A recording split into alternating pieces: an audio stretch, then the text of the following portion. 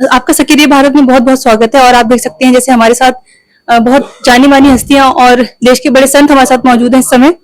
तो सबसे पहले मैं गुरुजी से को प्रणाम, और मैं आपसे ये सवाल करना चाहती हूँ, जैसे अंतर्राष्ट्रीय संसद है तो उसका महत्व क्या है, किस आज के जमाने में आज की जैसे युवा है तो उसके लिए इस संसद का क्या महत्व है और क्या संदेश देना चाहते हैं इस प्लेटफॉर्म के माध्यम से। अयोध्या समय तपस्वी छावनी पीठाधीश्वर जगत गुरु परम श्री आचार्य, ये अंतर्राष्ट्रीय सनातन धर्म संसद का जो आयोजन किया जा रहा है मानवता को बचाने के लिए और जो अमानवीय प्रवृत्ति है उसको मिटाने के लिए। जिस तरह से प्रकाश की जरूरत है उसी तरह से मानवता को बचाने के लिए ज्ञान की जरूरत होती है। तो जो इस तरह के जो बड़े उच्चतम कोटि के महापुरुष हैं, उच्चतम कोटि के संत हैं, महामंडलेश्वर हैं, जगत गुरु हैं, उनके द्वारा यहाँ ये धर्म संसद में ऐसा मन उपाख्यान रखा गया है जिससे लोगों का जो अपनी संस्कृति है, अपने संस्कार हैं, उसको कैसे बचाया जाए। जो युवा पीढ़ी आज जो पाश्चात्य की ओर जा रही है उसको कैसे उसको समझाया जाए कि हमारी संस्कृति सर्वश्रेष्ठ है। और जो ये आतंकवाद धीरे धीरे अपनी जड़ फैला रहा है, एंटी नेशनल वायरस जैसे जो है फैल रहा है कि हमारे देश में रहने वाले कुछ लोग ऐसे हैं कि अपने देश के खिलाफ बोलते हैं, तो हम लोगों को जागरूक करना है और सनातन के साथ साथ अध्यात्मवाद के साथ राष्ट्रवाद को भी जो है जोड़ना है। उसको लेकर के आज बहुत विशाल कार्यक्रम है। हमारे पूज्य स्वामी जी इसके कर्णधार करता धरता सब कुछ यही है। इनके संकल्प से, इनके प्रयास से, इनकी तपस्या से यह कार्यक्रम संपन्न हो रहा है। गुरुजी जैसे महाराज जी ने भी बताया कि जो राष्ट्रवाद है तो उसका महत्व जो है वो युवा पीढ़ी के लिए वो समझना बहुत जरूरी है इस देश को बचाने के लिए और आगे बढ़ाने के लिए। तो किस तरीके से ये जो संसद है उस जो राष्ट्रवाद है जो युवा पीढ़ी है उसमें किस तरीके से इनकलकेट करने की कोशिश करती है, कैसे संदेश भेजती है। जय श्री राम। मैं महामंडलेश्वर भैया दास जी महाराज, आज जो धर्म संसद हो रही है उसका मेन उद्देश्य युवाओं को अपनी सनातन धर्म की ओर जोड़ना, अपने देश की ओर जोड़ना। आज हमारे जो युवा हैं वो भटक रहे हैं, कोई नशे में भटक रहे हैं, कोई धर्म से हटकर नाना प्रकार के नशों में जो घूम रहे। भगवान को छोड़ना भी एक बुरा नशा है, भगवान को छोड़ना भी और अपने देश को छोड़ना, देश से प्रेम ना होना, ये भी एक बुरा नशा है।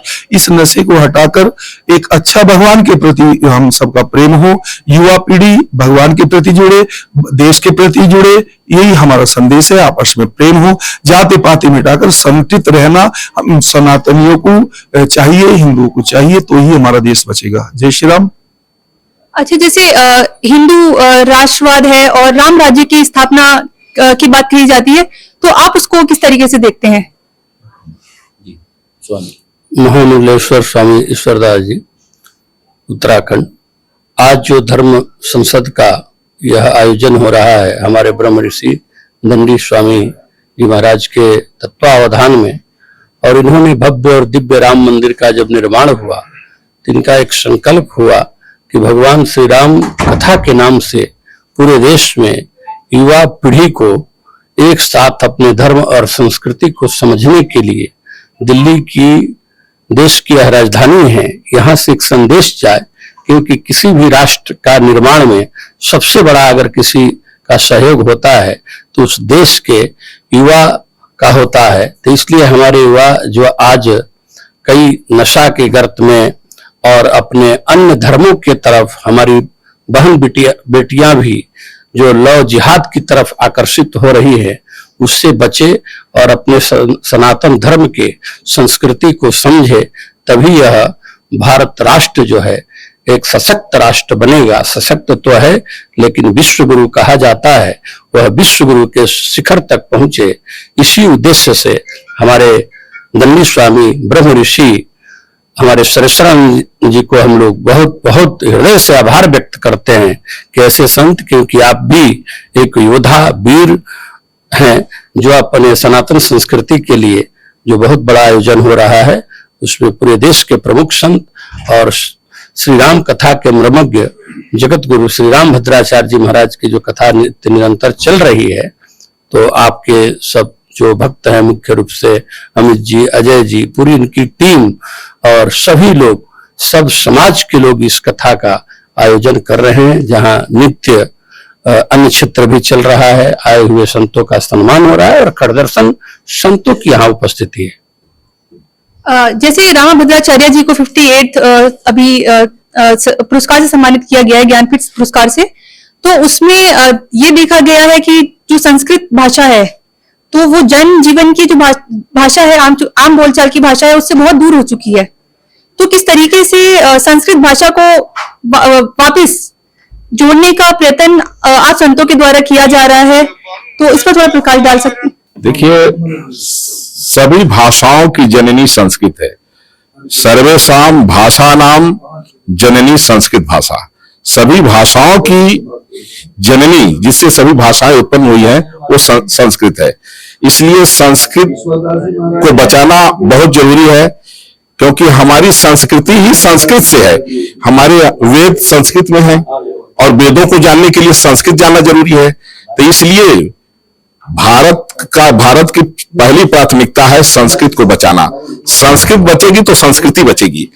और हिंदी तो खैर राष्ट्रभाषा है ही है, और हिंदी बहुत समृद्ध भाषा है, लेकिन जो संस्कृत है वो भारत की आत्मा है। तो हमारे लिए दोनों महत्वपूर्ण है, संस्कृत भी और हिंदी भी।